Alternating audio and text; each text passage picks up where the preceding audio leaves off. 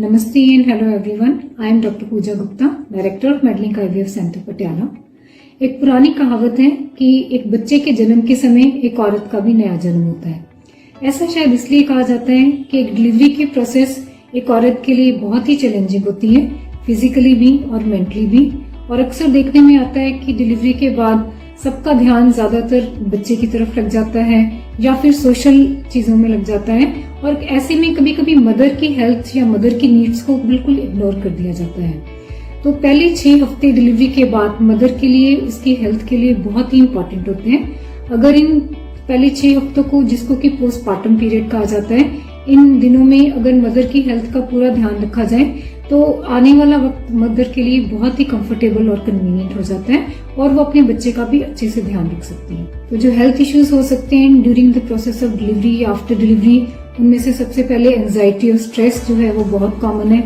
ज्यादातर मदर्स के मन में नॉर्मल लेबर की पेन्स को लेके या फिर सिजेरियन डिलीवरी को लेके बहुत सा डर और बहुत सारी शंकाएं होती हैं। तो अगर आपके मन में कोई भी ऐसा डर या शंका है तो आप अपने डॉक्टर से डिलीवरी से पहले खुल के उसके बारे में बात करें, ताकि आपकी एंजाइटी और स्ट्रेस को वक्त से पहले रिलीव किया जा सके। उसके अलावा वीकनेस और फटीग डिलीवरी के बाद ये बहुत कॉमन है, भले वो नॉर्मल डिलीवरी हो या सिजेरियन डिलीवरी हो। Post operative pain, weakness, fatigue, ये होना सब बहुत कॉमन है, क्योंकि during the process of delivery एक मदर को ब्लीडिंग भी होती है, कभी कभी ब्लीडिंग नॉर्मल से ज्यादा भी होती है। तो ऐसे में वीकनेस और फटीग फील करना बहुत कॉमन है। इसके अलावा इनएडिक्वेट रेस्ट के कारण मदर को कई बार बहुत ज्यादा थकावट भी फील होती है। तो आप कोशिश करें कि डिलीवरी के बाद मदर को बहुत ज्यादा सोशली इन्वॉल्व ना करें। मदर और बच्चे को एक अलग रूम में रखा जाए, उनको सबसे मिलना जरूरी नहीं है, क्योंकि ऐसे में एक न्यूबॉर्न बेबी की और मदर की इम्यूनिटी काफी लो होती है। तो सबसे मिलने से देयर आर मोर चांसेस कि दे मे कैच इन्फेक्शंस।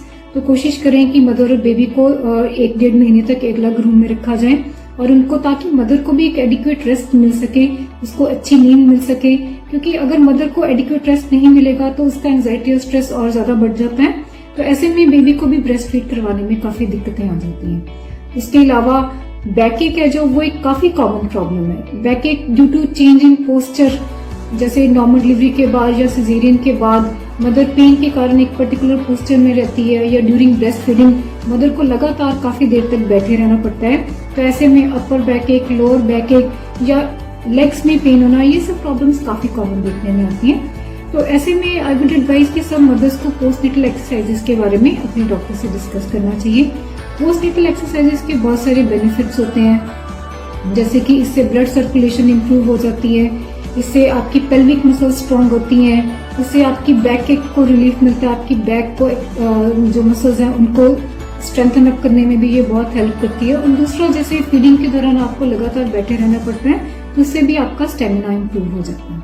तो आप अपने पोस्टनेटल एक्सरसाइजेस के बारे में अपने डॉक्टर से डिस्कस कर सकते हैं, depending upon the number of weeks after delivery. First week में, सेकेंड वीक में या थर्ड वीक में अलग अलग टाइप की एक्सरसाइजेज एडवाइस की जाती हैं, जैसे कि breathing exercises, abdominal exercises, pelvic floor muscle exercises. तो ये सब आप करके अपने आप को स्ट्रांग और फिट रख सकते हैं। Now comes about the diet in postmortem period. Diet का पोस्टमार्टम रिकवरी में एक बहुत बड़ा रोल है। हालांकि ये नॉलेज हमारे इंडियन कल्चर में बहुत पहले से मौजूद है। ड्यूरिंग डिलीवरी या ड्यूरिंग ब्रेस्ट फीडिंग मदर की जो कैलोरी रिक्वायरमेंट होती है वो प्रेगनेंसी से भी ज्यादा होती है। तो इसलिए मदर को जो भी आहार दें वो पूरी तरह संतुलित हो, पूरी तरह बैलेंस डाइट हो, जिसमें कि प्रोटीन जो कि दालों की फॉर्म में या ग्रीन पीस की फॉर्म में या फिर पल्सेस की फॉर्म में, लेंटिल्स की फॉर्म में, इन सब फॉर्म में दिया जा सकता है। और कार्बोहाइड्रेट्स और फैट्स, ये सब सफिशिएंट मात्रा में होने चाहिए। इसके अलावा मदर की डाइट में डार्क ग्रीन लीफी वेजिटेबल्स का भी होना बहुत जरूरी है, जिनको कि सोप्स की फॉर्म में या फिर पालक की फॉर्म में या किसी भी तरह और सब्जियों की फॉर्म में दिया जा सकता है, क्योंकि डार्क ग्रीन लीफी वेजिटेबल्स में आयरन और कैल्शियम भरपूर मात्रा में होते हैं। इसके अलावा मदर्स को अच्छे से फ्रूट्स दें, जिनमें कि बहुत सारे विटामिन होते हैं, ड्राई फ्रूट्स, नट्स, सीड्स, ये सब चीजें मदर की डाइट में अच्छे से इंक्लूड होनी चाहिए। अगर कोई महिला को ड्यूरिंग प्रेगनेंसी बीपी या डायबिटीज की प्रॉब्लम रही है तो वो अपने डॉक्टर की इसके अकॉर्डिंग डाइट एडवाइस ले सकते हैं। Then last but not the least is importance of breast feeding. हालांकि हम सबको पता है कि ब्रेस्ट फीडिंग है जो बच्चे के लिए बहुत इंपॉर्टेंट है, इसके बावजूद अक्सर देखने में आता है कि बहुत सारी महिलाएं वो बच्चों को अपना फीड नहीं करवा पाती हैं ड्यू टू एनी रीजन। कई बार उन मदर्स को गाइडेंस नहीं मिलती, या फिर बहुत ज्यादा एंजाइटी, थकावट, स्ट्रेस या वीकनेस के कारण वो बच्चों को दूध नहीं पिला पाती, या फिर किसी और मेडिकल प्रॉब्लम के कारण ब्रेस्ट फीडिंग है जो वक्त पे सही तरीके से एस्टेब्लिश नहीं हो पाती।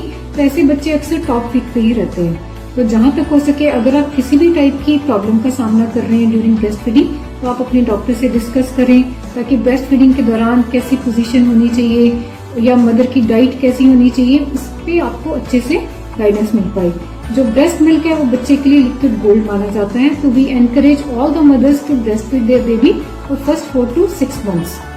At Medlink IVF, we try our level best to support the new mothers so that they have a beautiful motherhood experience. So if you have any queries related to postpartum period or breastfeeding, then you can visit us or contact us at Medlink IVF Center, Patiala. Thank you.